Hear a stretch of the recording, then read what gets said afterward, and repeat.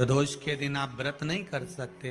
मान लो आपसे भूखा नहीं रहा जाए, प्रदोष का व्रत नहीं कर सकते। प्रदोष के दिन आप भूखे नहीं रह सकते, मंदिर भी नहीं जा सकते, दिया भी नहीं लगा सकते।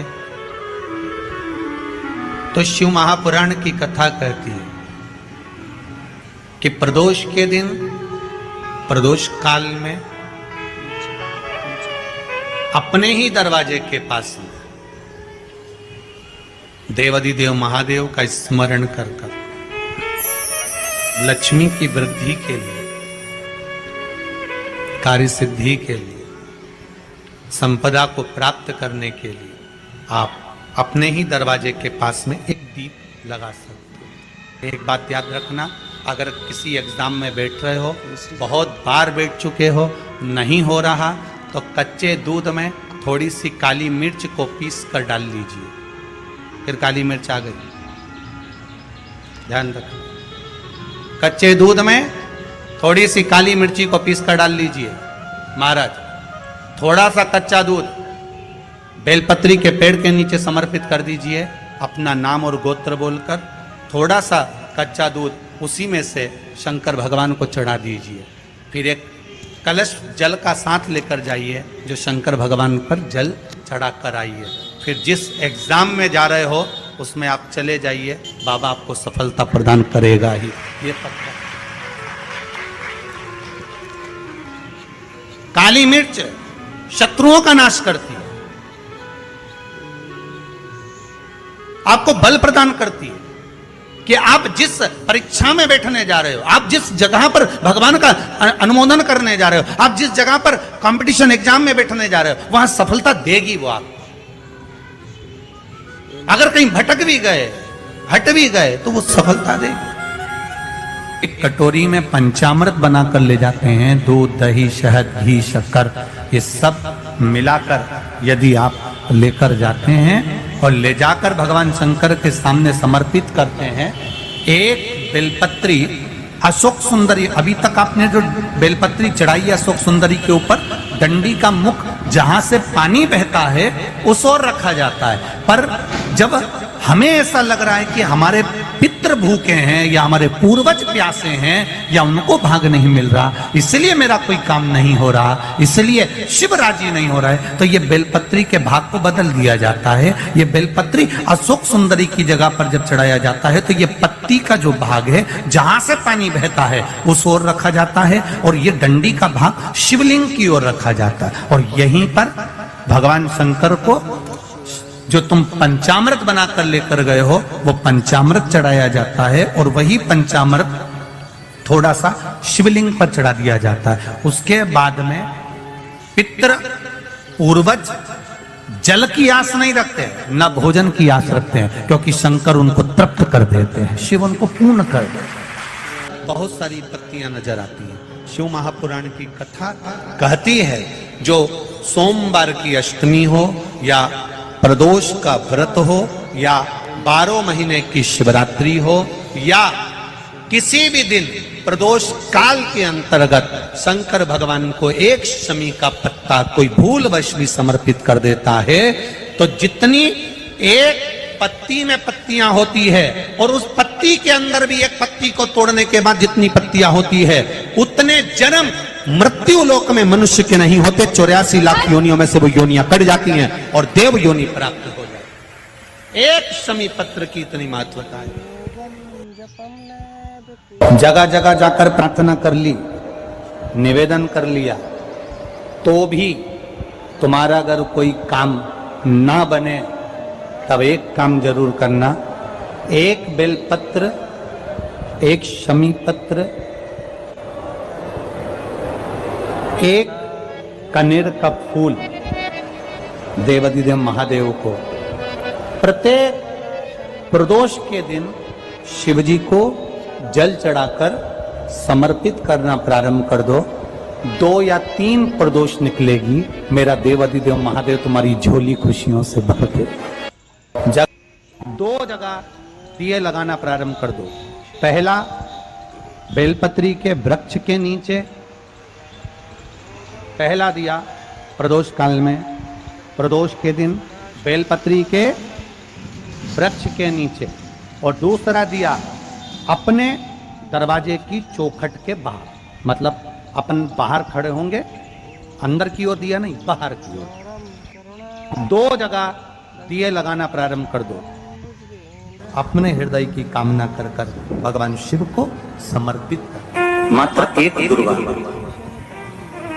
शंकर भगवान पर चढ़े हुए जल जब नीचे की ओर आता है, जिस जगह पर जल गिरता है उस जगह पर मात्र एक दुर्गा प्रदोष के दिन अपनी कामना कर कर इस शरीर के सुख के लिए शंकर भगवान के जल गिरने वाले स्थान के पास में अवधूतेश्वर महादेव के नाम से रख दी जाती है, तो जिंदगी में कभी बड़ी बीमारी नहीं आती। उसी तरह जिससे रोग को समाप्त करने के लिए दुर्गा का प्रयोग किया गया। बहुत सारी पत्तियां नजर आती हैं। शिव महा शांति बिल्कुल नहीं, क्लेश बहुत ज्यादा है, बहुत ज्यादा तकलीफ। हमारे घर में कुछ न कुछ जरा सी बात पर विवाद होता ही है, तो प्रयास करिएगा कि आप काली तिल थोड़ी सी, एक काली मिर्ची और 7 लौंग, क्या क्या तिल चीजें हैं, काली तिल, काली मिर्ची, 7 लौंग, केवल ये हथेली में रखकर अपना नाम और गोत्र बोलकर अपने दरवाजे से बाहर निकलकर किसी भी शंकर के मंदिर को समर्पित करिए। शिव पे नहीं चढ़ाने दें तो शंकर की चौखट पर रखें। महाराज, घर में कभी क्लेश नहीं होगा, बिल्कुल शांति, सहजता, प्रेम आपस। एक अपने मन में एक बात को उतार कर रखिएगा कि बन सके 1 बेलपत्र, बन सके 5 बेलपत्र, शमी पत्र, हरे मुंह, हरा मुंह बेलपत्र, एक कलश के अंदर थोड़ा सा पानी लेकर 1 बेलपत्र, हरा मूंग, शमी पत्र डालकर और उसमें थोड़ा सा गुड़ डालकर भगवान शिव का स्मरण कर कर प्रदोष काल में, मान लो कोई काम आपका बहुत जरूरी है, बहुत दिनों से अब थक गए हैं, नहीं हो रहा, कर्जा बढ़ रहा है, धन नहीं आ रहा, व्यापार नहीं चढ़ रहा, या कोई समस्या बहुत प्रबल है, कोई एग्जाम में बैठ रहे हो नहीं हो रहा, परीक्षा भी दे दी है, रिजल्ट आने ही वाला है, तो भी प्रदोष काल में, प्रदोष के समय वो जल मूंग, समीपत्र और बेलपत्र और गुड़ का शंकर के शिवलिंग को समर्पित करना प्रारंभ कर दो। 2 या 3 प्रदोष करोगे, बाबा आपकी मनोकामना शीघ्र पूर्ण कर देगा। फिर निवेदन करूंगा, 1 लोटा जल जो आप शंकर भगवान को चढ़ा रहे हो, मंदिर में जाकर प्रतिदिन 1 लोटा जल जो समर्पित कर रहे हो और उस जल को लाकर पूरे घर में छीट रहे हो या आचमन कर रहे हो, वो जल साधारण नहीं है, ना जाने कितनी औषधि का फल वो जल है। सारी समस्या का हल 1 लोटा जल, उसको भगवान पर चढ़ाई गई शमी पत्र, आस्तिक मुनि का नाम लेकर, कौन से मुनि? आस्तिक मुनि का नाम लेकर शमी पत्र को वापस उठाकर उसको अपने दरवाजे की चौखट पर कहीं पर भी या द्वार पर कहीं पर भी एक ओर रख देने पर घर के अंदर, बगीचे के अंदर सर्प प्रवेश नहीं करता। ध्यान रखिए, सर्प प्रवेश नहीं करेगा। शमी पत्र समर्पित करने पर, उस शमी पत्र को आस्तिक मुनि का स्मरण करने, कौन से मुनि है? आस्तिक मुनि का स्मरण करने पर भीतर घर के अंदर बगीचे में सर्प भी प्रवेश नहीं। शिव कथा कहती है, घर में अगर किसी को ज्यादा रोग सता रहा है, बीमारी बहुत ज्यादा हो गई है, वायरस ज्यादा लग गया है, वेंटिलेटर पर पड़ा है, तो एक प्रयास करना, समी का फूल, समी की पत्ती में, समी का वृक्ष में फूल लगता है, उस फूल को लाकर भगवान नीलकंठेश्वर महादेव के नाम से शंकर जी को चढ़ा दो और शंकर जी का नाम लेकर थोड़ा सा जल, जो व्यक्ति बीमार है, शिव पर चढ़ा हुआ जल नीलकंठेश्वर महादेव के नाम से उसके शरीर पर कहीं लगाओ उससे उसको स्वस्थ होने में देरी नहीं लगेगी, वो स्वस्थ हो। लाल चंदन, कौन सा चंदन? लाल चंदन को अच्छा घिसो और घिसकर तैयार कर बेलपत्री के जो दोनों भाग हैं, दर्शन हो रहे हैं आप लोगों को? लाल चंदन घिसो और घिसकर बेलपत्री के ये दोनों भाग हैं, दोनों पत्तियां जो नीचे की हैं, इसमें उस चंदन को लगा लीजिए।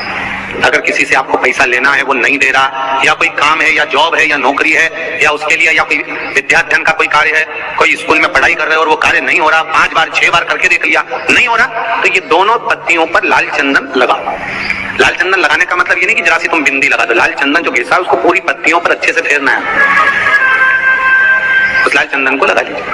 और महाराज, बीच की पत्ती में थोड़ा सा घृत मतलब गाय का घी, गौ माता के दूध से माखन से निर्मित उस घी को बीच की पत्ती में थोड़ा सा लगा लीजिए। और जो अशोक सुंदरी वाली जगह है, जानते हो ना आप लोग अशोक सुंदरी की जगह? आपको पहले भी कथा में कहा, समझ लीजिए। ये शिवलिंग है, ये जलाधारी पर रखा हुआ है, ये गोल जलाधारी है, यहाँ से पानी नीचे गिरता है, ठीक है? ऐसे होता ना शिवलिंग। जैसे ये जो गोल जलाधारी है, ये माता पार्वती जी का हस्त कमल है। शिवलिंग रखा है, ये शंकर जी का स्वरूप है।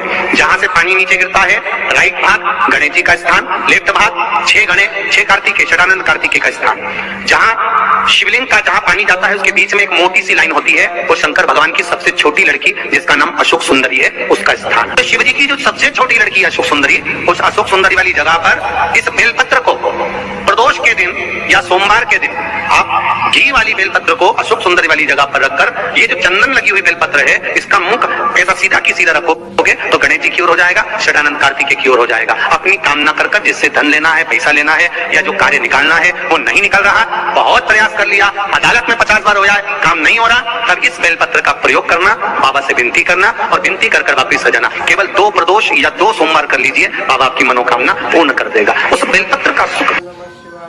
हम मंदिर में दीप क्यों लगाते हैं? दिया लगाने का कारण क्या होता है? दिया लगाने का केवल एक कारण होता है, हम भगवान के मंदिर में प्रकाश करने के लिए दिया नहीं लगाते। हम भगवान के मंदिर में उजाला करने के लिए दिया नहीं लगाते। शिव महापुराण, पद्म पुराण और हमारा शास्त्र वर्णन करता है कि हम जब भगवान के मंदिर में दिया लगाते हैं, दीप प्रज्वलित करते हैं, तो दिया परमात्मा के लिए नहीं लगाते।